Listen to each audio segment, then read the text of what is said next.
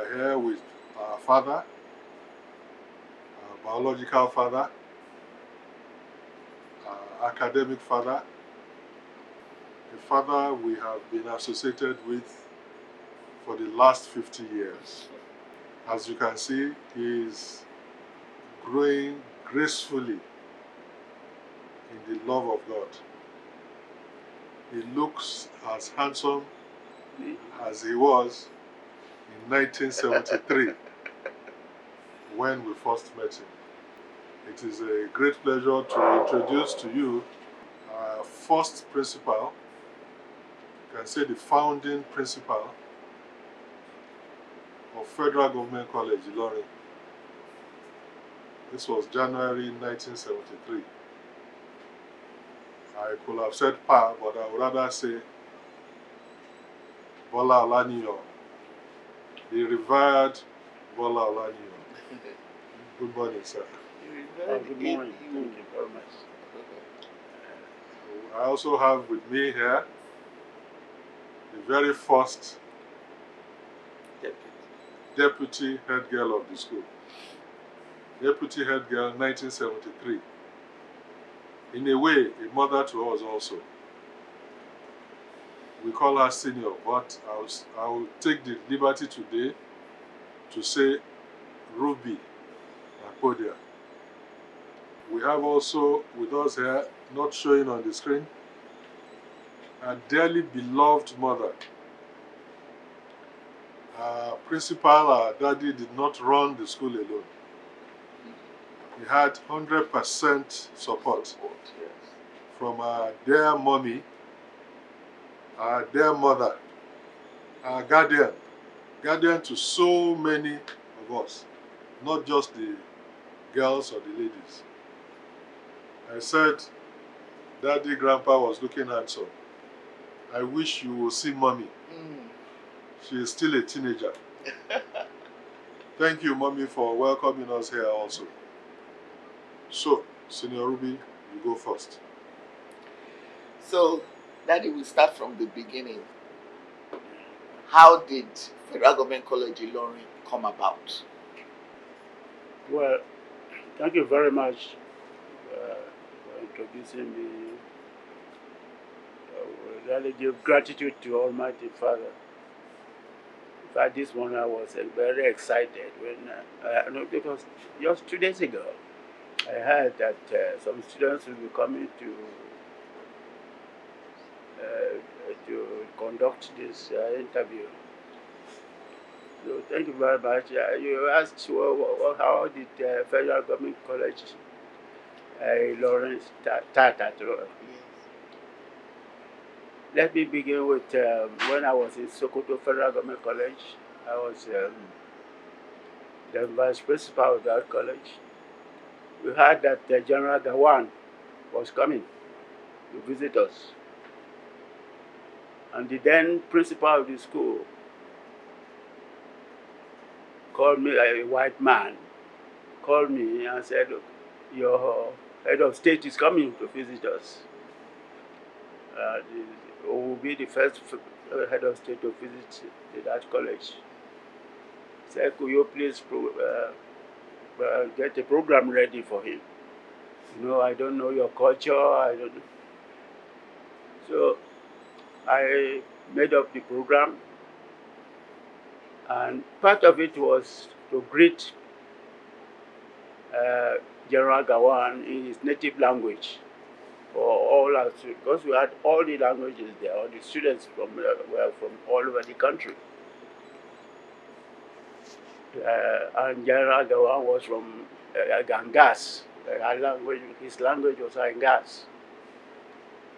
So the boys and the girls went on the stage and greeted him one by one. We made Gangas the last one. So when General Gawan had, I think, his native language being spoken, he was very excited. And I went up and said, oh God, this is wonderful. He looked at the principal. He said, you people are doing well. I could hear where I was. So that one was And it was the head of state's turn to speak. And his speech, the first thing he mentioned was the program. That it was very beautiful, and this one that excited him. It was there and then he announced that this federal government college will be built in every state of the federation. It was General Gawan who pronounced it, because before then there were only 3. So things went on, and that night it appeared on the television that each state will have a federal government college. So, but I was vice principal then. Then by 1972 or so, and I was transferred from Sokoto to Lagos to come and prepare to start his federal government college in Ilorin. So I stayed there for some time, buying parts, all the things that the students will need. And I finally went to the federal government, to the site in Ilorin in 1973 to prepare grounds. The date was fixed. In fact, as soon as the government announced it, they started building some little sheds, what they call temporary sites. The day I announced, I think it was 15th or so of February, I put it on the air that the school would start, that students should come, because we had already interviewed students around the place. And by the 15th of February, I noticed, in fact, the buildings, the carpenters were still putting roof on top of the buildings and so on. So I rushed to the headquarters to report this to them, and they said I could postpone it to the 25th of February. So I did, and the children arrived at Federal Government College Ilorin. This is the first one to be built after General Gawan's pronouncement. Of course, there were others being prepared in somewhere in Odugbolu, Ogbomoso, Enugu. The Enugu one was first sited at Gualao.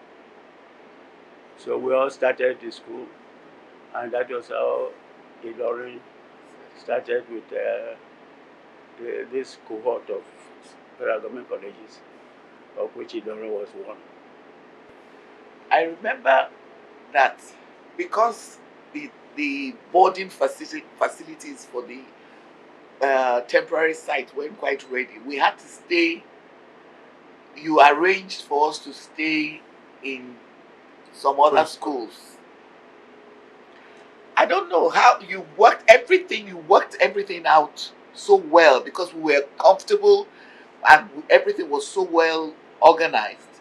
I remember the A-level girls were at Kwara Tech, and you know it must have been quite a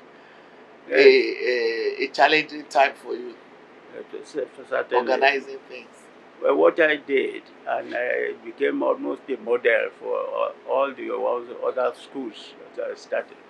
I'm not surprised. As soon as I knew that there was problem of accommodation, the students would come and know where to put them.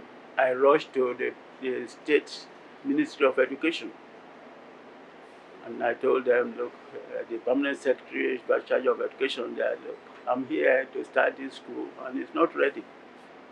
But it is in the air that we must arrive here on the 15th of February. The girls and boys, how will I manage? I want your help, sir. So he said, okay, well, a very nice man. He became my very good friend after that, because they really admired it, because they thought since I was a federal officer, I would put my nose up and will not greet anybody over there. But I became friends to all of them, and they in fact started to help me and said, okay, your girls will be in Queen Elizabeth School in Ilorin. Fortunately, Queen Elizabeth School was just walking distance from the temporary site, and that the boys will be at the technical college, which later became the site for University of Ilorin, the temporary site for University of Ilorin. So I went to the two principals and arranged with them.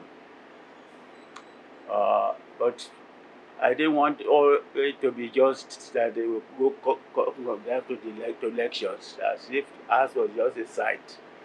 I told them they should not eat there. They should have their bath and so dress up, come over. By the time we already had a hall, and we arranged that breakfast should be prepared, all meals should be prepared there in our temporary site. So for the first few weeks, that was how we managed with those who had arrived. Thank you very much, sir. What I get from what you have said so far is that your activity in Sokoto when General Gowon came around contributed to his vision of having more federal government colleges. This is the first time I heard that, because it's significant that you had a personal touch into that decision making. This is the truth. Nobody can, in fact, contradict this one, because it is true. Thank you very much, sir. We're even more proud of you. Okay, Daddy. Now you had a team. When we were driving here, I said one thing I observed when we were in school was that the school was like a big family, and you had a team that worked very well together from our point of view. So how did you choose your team, or were the staff just sent to the school to work with you? Did you choose your staff? No, we didn't. Some of them belonged to some other schools before then. Okay. Some were very newly appointed people. Most of them. But I was very lucky that I got some very hard-working young men. They were posted to us from Lagos. Some of them I knew before. Others I met them for the first time in Ilorin. Okay, like Mrs. Obanero, you knew in Sokoto. Yeah, that's a good one. Yeah. As soon as I heard that I was appointed principal in Ilorin, I was vice principal there. There was a lady called Obanero. He was the chief cook for Federal Government College, Sokoto. I also remember some of the teachers of that time, like Pa J.N. Thomas. Yes. Did he come along with you from the beginning? No. Thomas we met in Ilorin. Okay, let's ask about the other teachers, Mr. Shobola, Mr. Bushaiton, Mr. Higgins. Mr. Higgins, I remember. Oh yes, all those people were posted to me from headquarters. Can you summarize for us what you think were the major challenges and your major triumphs? There were some problems, because later there were certain members of staff who were not as good as we thought. It wasn't every one of them who was good. Academically, I think they were good. Many of them were good teachers, but quite a few I couldn't speak 100% about their character. The term is that honestly, the fact that the students appreciated my efforts. They cooperated with me very much. A few ones reported to me were well settled down. And the one I thank God for that I didn't expel was a student whom I expelled, and his father came the next day. He was expelled in his HSC, lower 6. And what he told me prompted me to reverse what I said. What he told me at that time, I said, oh yes, expel him. His mother is a very bad woman. So I said, "Sir, is that what you are going to say?" He said, "That's it." But I have no sympathy for him at all. So after he had left, I called a meeting of staff and said, "Look, I'm sure you will cooperate with me or with what I'm about to say." I told them about it, that I'm no longer expelling this boy, because we didn't find out first his parental background. He did his A level there, but after that he calmed down. Today, I understand he's a lawyer and a politician also. I don't know. But then you look at the type of person I would have sent off at that time. There were challenges of discipline here and there. Uh, and the greatest triumph I thought I had was that I was there in my at the hotel where I was staying, at the rest house. It was rest house. One came to told me from the Ministry of Education that he heard where a temporary site was being discussed. Because the temporary site was going on, the construction was going on where it was. The permanent site. The permanent site. The construction was going on. And we were visiting it almost daily to see where we could move. It was about the second or third year.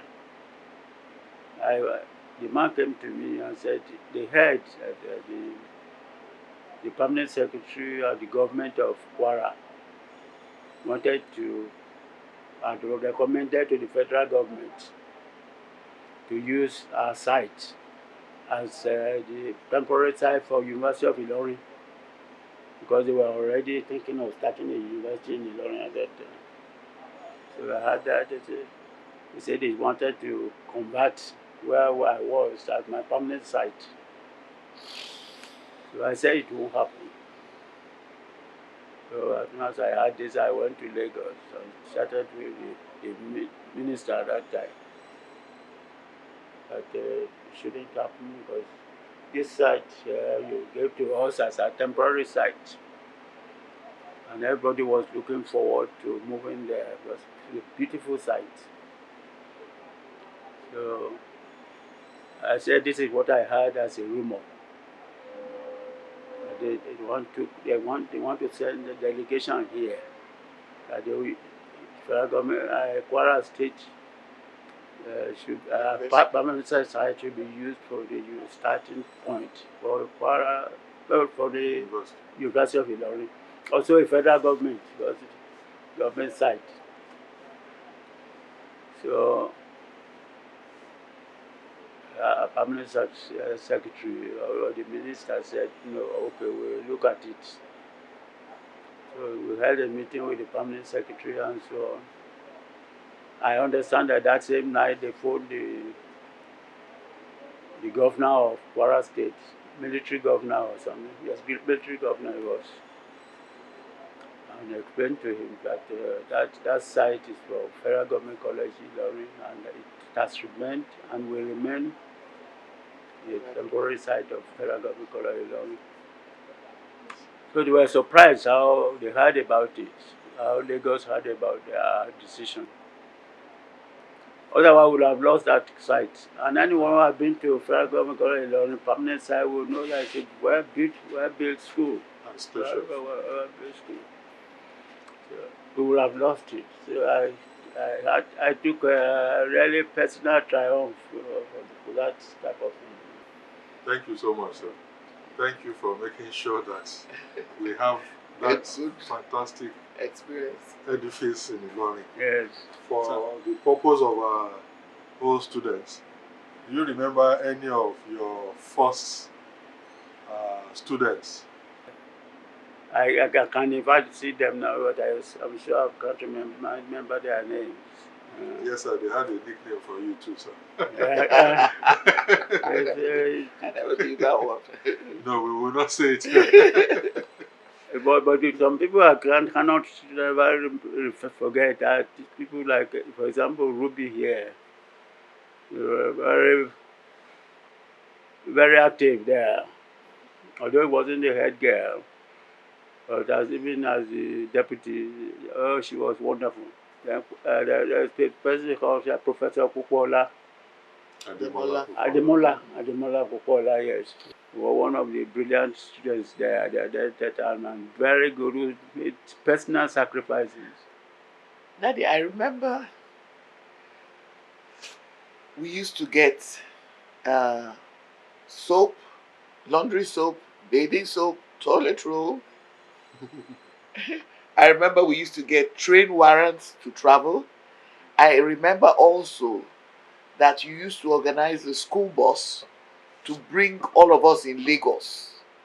Was that you, or was that what the federal government was able to do for students in federal government colleges in those days? There was a certain general policy of Federal Minister of Education on how to run the schools.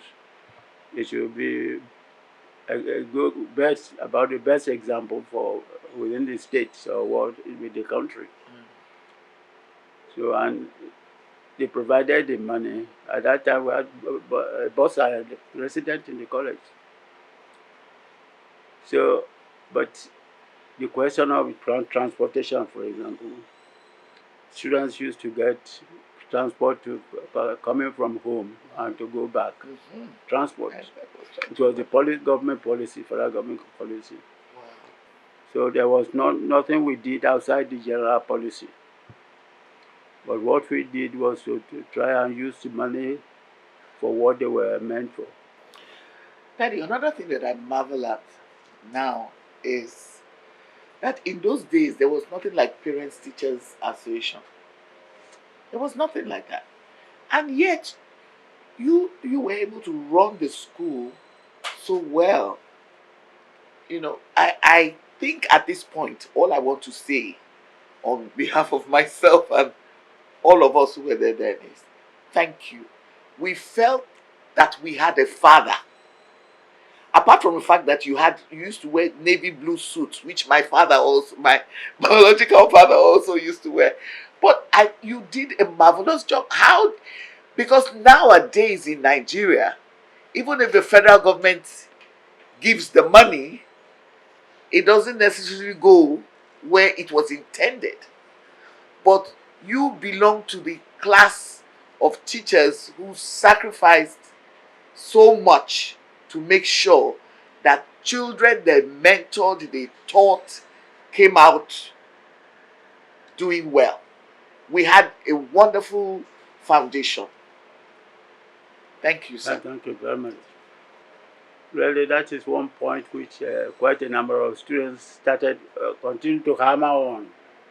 That they were at home, away from home. They were at home, away from home. Yes. So, and this I'm grateful for. You see, and anyone who is doing any work, it takes two to tango. You know, I want to, your presence here. I would like to thank my wife for the cooperation. Yes. She was very cooperative. She understood what the work I was doing, and she plunged herself into it. Thank you so much, sir. Yes. We have heard so much about mommy also from you. You have continuously acknowledged her support in the school, and what we know is that we do not need to be told. We always saw her all the time. I think it would be a disservice to what we have come to do today if we do not recognize her also in this interview. So, I have the greatest pleasure. This is my reward along with Senior Ruby for coming here today. Yes. The privilege of having to introduce our mommy, Mrs. Olaniyan, who was, if our daddy was principal, this was our female principal. Mrs. Olaniyan, you're welcome. Thank you, ma'am. Thank you. I appreciate this recognition because I was not a member of Federal Government College, but I was there from the birth till the time we left. And for the fact that Federal Government College has brought up well-lettered, super professionals. And not only that, but the fact that they have love of their alma mater. Because when we meet your people and they talk about the school, it's even higher than the way KC boys talk about their school. The unity, the love, the bond among you is just awesome when we see you or when we hear about you. So I wish you all well as you celebrate your alma mater, and pray that the good Lord will continue to keep all of you, and that you will reach your heights. And your children too you'll be proud of your own children as we are proud of you today. God bless you all. Thank you so much, man. Okay. Thank you for taking care of Daddy. Thank God. And we wish you many more years on earth in good health, in peace. Amen. I want Daddy to give a message to us on the occasion of our 50th anniversary. We do not want to bother too much to ask you to come to Ilorin, but can you give us a message? For our boys, our old boys and old girls, those of substance, and should try and convince the government that whatever it needs to bring up the standard of the federal government colleges to what it is today, for what it used to be, that will be greatly appreciated. New federal government colleges, there's nothing to write home about them. About the structure there, the teachers and so on. So national unity should be number one. So ask ourselves whether it is achieving that today. If it's not, why not? So these are things that old students should think about and see what they can do to revert the trend. All students really should play their role. Once again, I want to thank you very much for coming. It's really a pleasure, really big pleasure. And I feel very excited that after 50 years, I have met some of my students. And this is true because when we were leaving this college, the college, and I was transferred to headquarters, I told the students, look, let us do whatever we can do for this school to continue to grow. Mommy, let me just add that you remind me of the virtuous woman. Every time we come here, we see you still pampering Daddy, even at this age. So we thank God. You are an excellent example of a wife and a mother. And, it gives me much pride and love, to be able to say that to you. Thank you, Daddy. It's always fun to spend time with you. Wonderful. You are wonderful. Thank you. Thank you, sir. Thank you.